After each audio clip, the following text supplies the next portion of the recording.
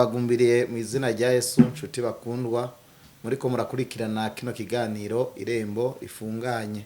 Ubwa mbere ho tubanje kubasaba imbabazi mu mwanino misi twari tumaze imisi mutariko murakurikirana kino kiganiro, hari vyari vyagoranye mu buhinga bw'ivyuma, rero ubwa mbere tubasavye imbabazi. Rero turinjiye mu kiganiro nyezina kwino tariki kuno munsi wa gatatu, Imana yongeye kudutiza kugira ngo dusangire kino kiganiro. Reka tubanze dusenge Imana. Datanye n'icubahiro Mana mushobora byose, turagushimiye ku bwa kino kiganiro tugiye gusangira n'ubwoko bwawe uri mu bihugu bitandukanye n'abari mu gihugu cacu c'u Burundi. Mana mushobora byose ubahezagire, ugire neza umuntu wese akurikirana kino kiganiro kandi kiriko kirafasha, kiriko kirahembura mu izina rya Yesu. Amen.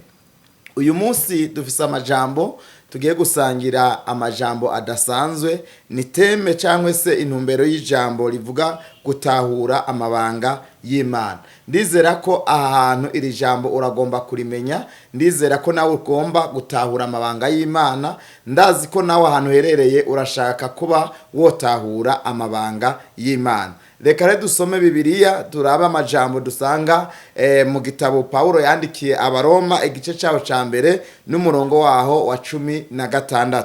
Dusome mu izina rya Yesu Kristo.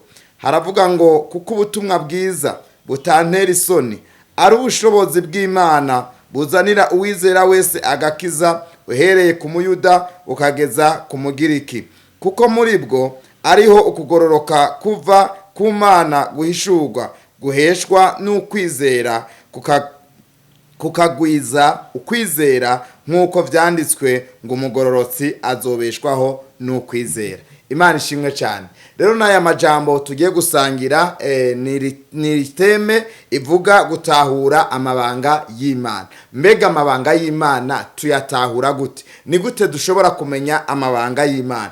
Paulo yandikira ikicete ubwoko bw'Abaroma yariko aravuga amajambo adasanzwe kugira ngo abantu batahure Imana binyuze mu ijambo ryayo. Imana ishimwe cyane. Wewe uri kurikirana kino kiganiro c'irembo rifunganye, uragomba gutahura amabanga y'Imana biciye mu ijambo ryayo. Nahandi dushobora kubonera Imana bitanyuze mu majambo yayo. Nahandi dushobora kubonera Imana cyangwa gutahura amabanga yayo bidaciye mu kuba mu ijambo ryayo. Rero Paulo aravuga ngo ubutumwa bwiza ni buntera isoni. Bisobanura mu yandi majambo, hariho n'ubundi butumwa bugenda buravugwa ariko tari bwiza. Hari amagambo abantu bagenda baravuga ariko atari meza, ariko Paulo avuga ngo ikitantera isoni ni ukuvuga ubutumwa bwiza bw'Imana kugira ngo abantu batahure Imana binyuze mu ijambo ryayo, batahure Imana biciye mu majambo yayo. Rero Paulo avuga ngo ntibintera isoni kuko ubutumwa bwiza buvyara ukwizera. Hari abantu batagira ukwizera, ariko ukwizera kuremwa igihe turiko turumva amajambo y'imazima, amajambo y'Imana hembura, amajambo y'Imana y'ukuri, amajambo y'Imana mazima.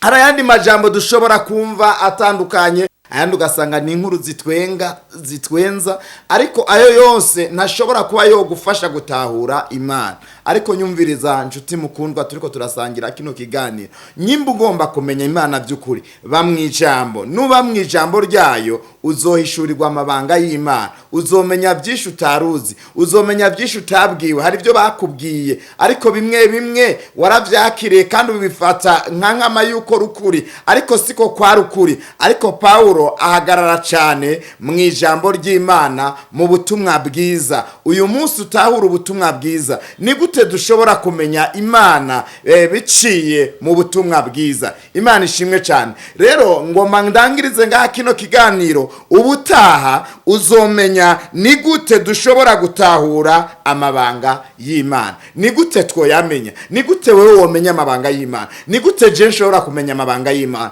Rero ubutaha nzokwereka ibintu bishika kuri 4 bituma umuntu ashobora kumenya amabanga y'Imana. Nduti mukundwa, sinzi igihugu uherereyemwo, ariko uyu munsi nagomba nakubwire ngo utahure amabanga y'Imana, utahure icimana iri kirashaka uyu munsi, utahure icimana iri kirakugomba ko uno munsi, utahure ahantu Imana iri kiragushaka uno munsi. Hariho abantu bagushaka, hariho abavyeyi bagushaka, hariho abagenzi bagushaka, ariko nshaka ko umenya aho Imana igushaka.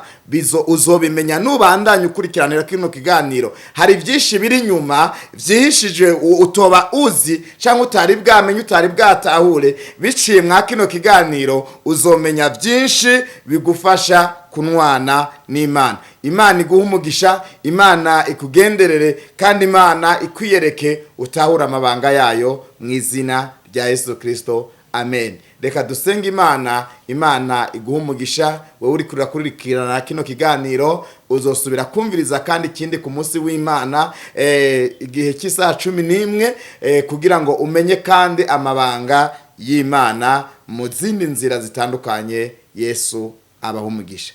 Datanye n'icubahiro, ndasengeye umuntu wese ariko arumviriza kino kiganiro, sinzi igihugu aherereyemwo, ariko Mana umwiyereke nkuko wiyeretse Yeremiya, nawe nyine umwiyereke kugira ngo akumenye. Hari gihe abana b'abantu bagenda batarakumenya, ariko uyu munsi baragomba kukumenya. Umuririmbyi aravuga ngo ndagomba gusa nawe. Mana birashoboka binyuze mu ijambo rya tukakumenya. Ndasengera umuntu wese ariko arumva kino kiganiro kandi kiriko kirahembura, kiriko kirazana mu bwiza bwawe, mu izina rya Yesu.